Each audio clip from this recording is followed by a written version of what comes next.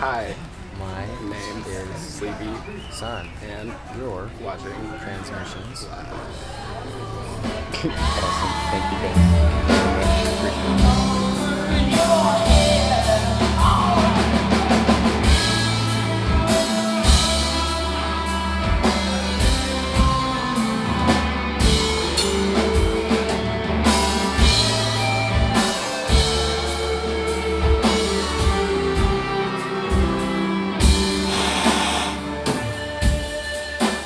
Thank you for coming tonight, and we're gonna play some new songs for you.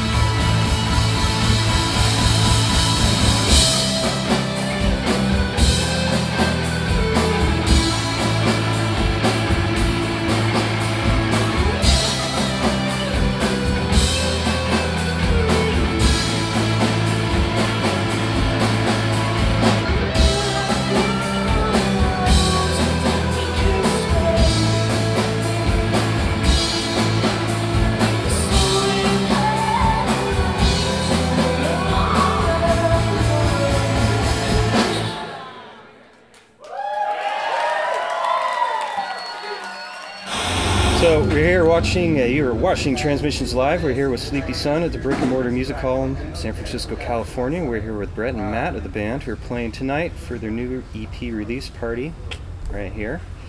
So you're in the city now, and you're in Texas. Yeah. So how's that work?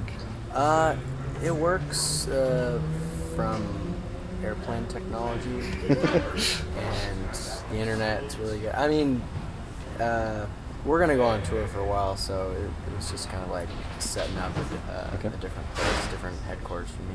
Nice.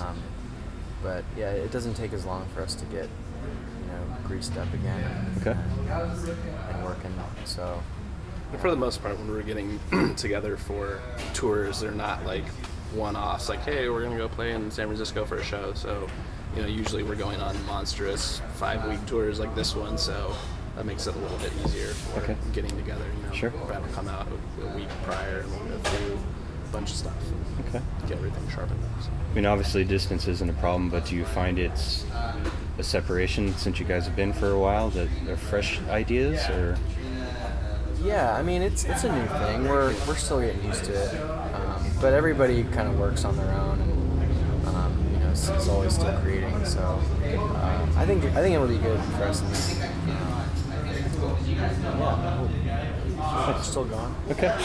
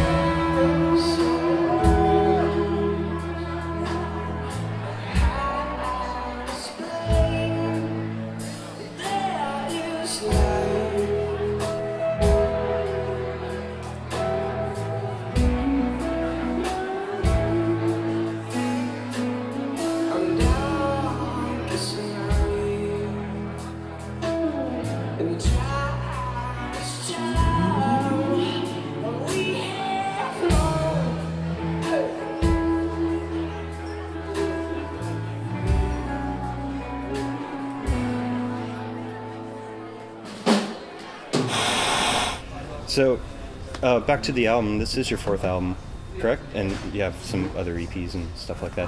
How do you think you guys have evolved as a band?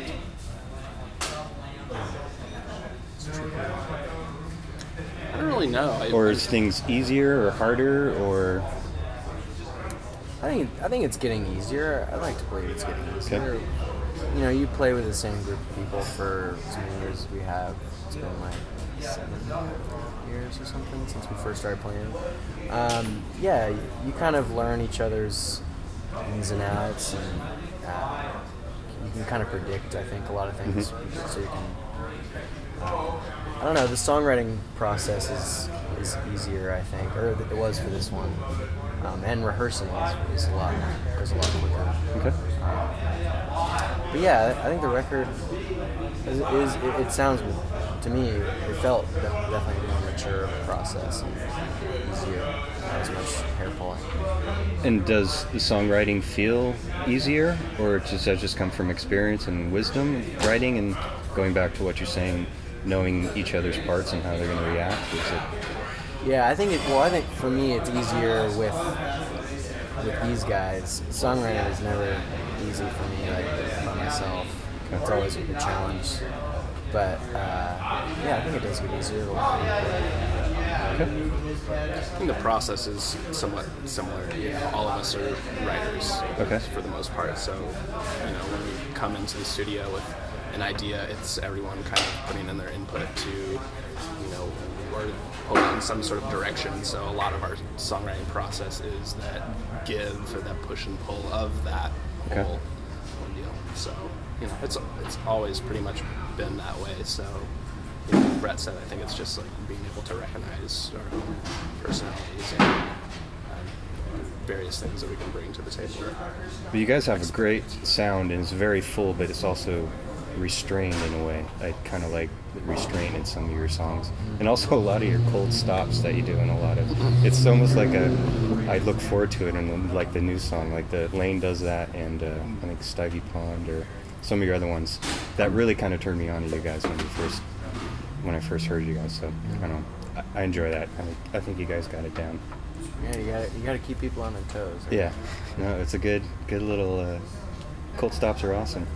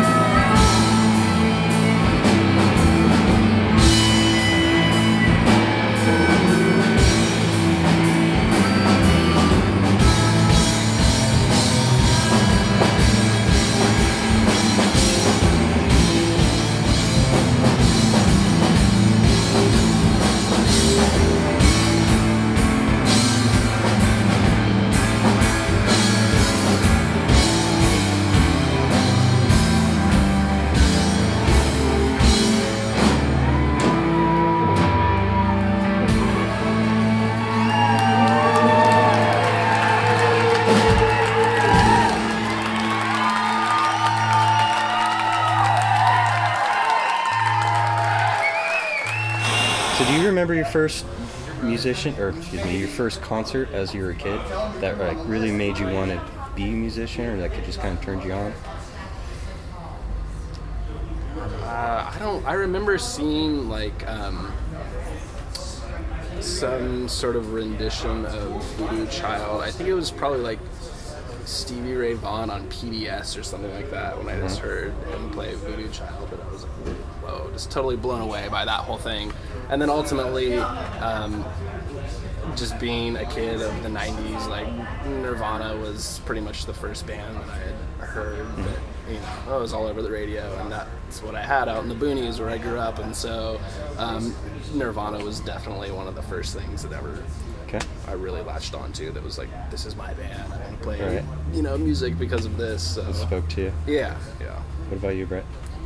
Well, I guess like the first show that I remember going to that's really stuck with me in high school was Rob Zombie at the Arco Arena. That was Rob Zombie and Corin, wasn't it? It was. I think I went to that. I remember that tour. Yeah, there was. It was like there's a lot of pyrotechnics. You could feel the fire from like 100 rows back. It is, yeah.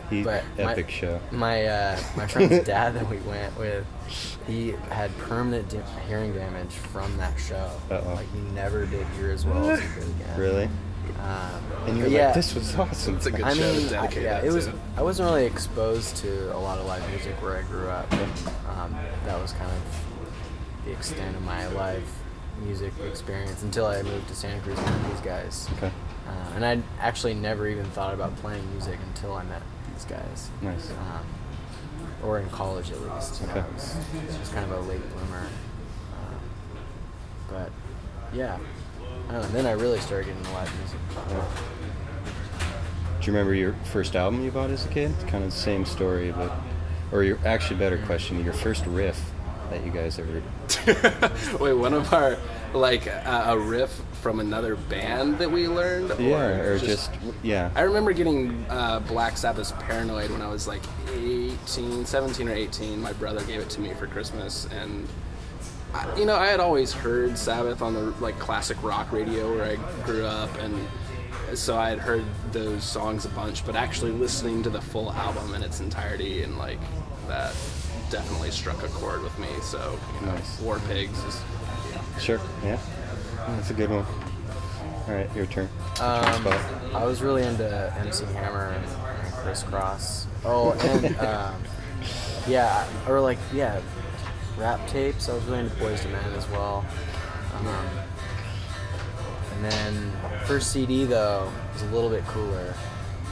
It was that Smashing Pumpkins Melancholy double album. Yeah. And that was kind of my my gateway to rock, actually, I would say. Gateway to rock. I like that. Okay. Yeah. Thanks, Billy. Thanks, Billy.